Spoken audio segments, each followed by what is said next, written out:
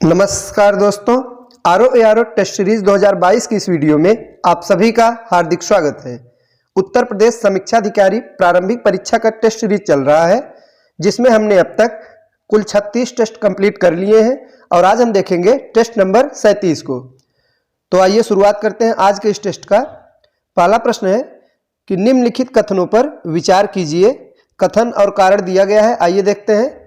कथन है कि कसकुटा यानी कि अमरबेल परजीवी आवृतबीजी का एक उदाहरण है और कारण है यह पोषी पौधों की पत्तियों से अपना पोषण प्राप्त करता है। तो अमरबेल एक परजीवी आवृतबीजी का उदाहरण है। दोस्तों यह बिल्कुल सही है, कथन बिल्कुल सही है। और कारण में दिया गया है कि यह पौधों की पत्तियों से अपना पोषण प्राप्त करता है, तो यह कारण गलत हो जाएगा। यह पौधों की पत्तियों से पोषण नहीं प्राप्त करता बल्कि तनों से पोषण प्राप्त करता है। तो सही क्या होगा दोस्तों कि यह पौधों की तनों से अपना पोषण प्राप्त करता है। तो इसका सही जवाब होगा ऑप्शन नंबर डी, यानी कि कथन सही है किंतु कारण गलत है। ए सही है किंतु आर गलत है। अगला प्रश्न है निम्नलिखित कथनों पर विचार कीजिए। तो दो कथन दिया गया है। पहला है लिटमस लाइकेन द्वारा प्राप्त किया जाता है। दूसरा कथन है लाइकेन वायु प्रदूषण के अच्छे सूचक है। तो दोस्तों यह उपरोक्त दोनों कथन बिल्कुल सही है। जो लिटमस है वो लाइकेन द्वारा प्राप्त किया जाता है और लाइकेन यह वायु प्रदूषण के अच्छे सूचक माने जाते हैं। तो सही जवाब होगा ऑप्शन नंबर ए, यानी कि ए तथा बी दोनों सही हैं। अगला प्रश्न है निम्नलिखित में से कौन सही सुमेलित नहीं है। तो आइए देखते हैं इनमें से कौन सा एक सही सुमेलित नहीं है। पहला है रेनिन दूध को दही में स्पंदित करने वाला एंजाइम होता है। तो दोस्तों यह बिल्कुल सही है। दूध को दही में स्पंदित करने वाला एंजाइम रेनिन होता है। और दूसरा है रेक्सीन, तो सेल्यूलोज से तैयार कृत्रिम चमड़ा होता है जिसको रेक्सीन कहते हैं। यह कथन भी सही है। ऑप्शन नंबर सी है टेफ्लॉन। तो टेफ्लॉन क्या होता है, खाना पकाने के बर्तन में इसका प्रयोग किया जाता है बनाने के लिए। तो दोस्तों यह भी बिल्कुल सही है। और ऑप्शन नंबर डी है पॉलीक्लोरोप्रीन। पॉलिएस्टर रेशा दिया गया है, यह गलत हो जाएगा।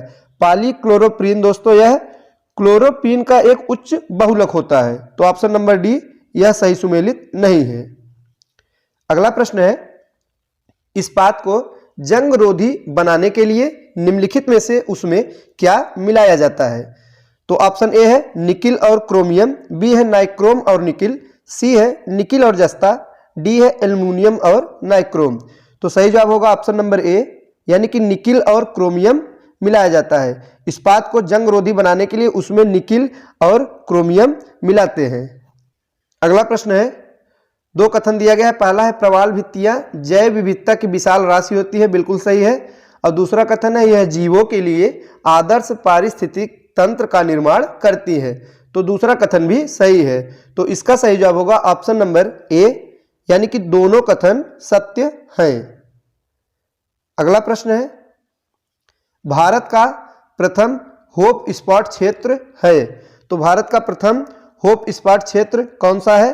तो दोस्तों सही जवाब होगा Andaman Nicobar. Option number B Andaman Nicobar. Hope spot क्षेत्र क्या होता है, तो यह समुद्री क्षेत्र होता है जहां पर जैव विविधता की अधिकता होती है। तो ऐसे क्षेत्र को होप स्पॉट क्षेत्र कहते हैं। तो भारत का पहला होप स्पॉट क्षेत्र अंडमान निकोबार द्वीप समूह है।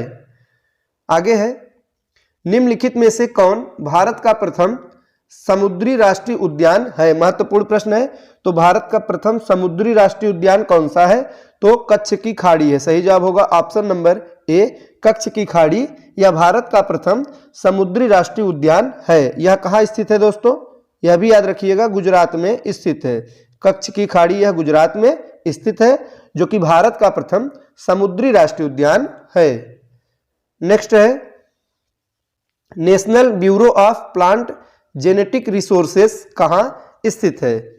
ऑप्शन ए है चेन्नई, बी है कोलकाता, सी नई दिल्ली, डी अहमदाबाद। तो यह नई दिल्ली में स्थित है। सही जवाब होगा ऑप्शन नंबर सी नई दिल्ली। दोस्तों national bureau of plant genetic resources यानी कि राष्ट्रीय पादप आनुवांशिक संसाधन ब्यूरो, यह नई दिल्ली में स्थित है।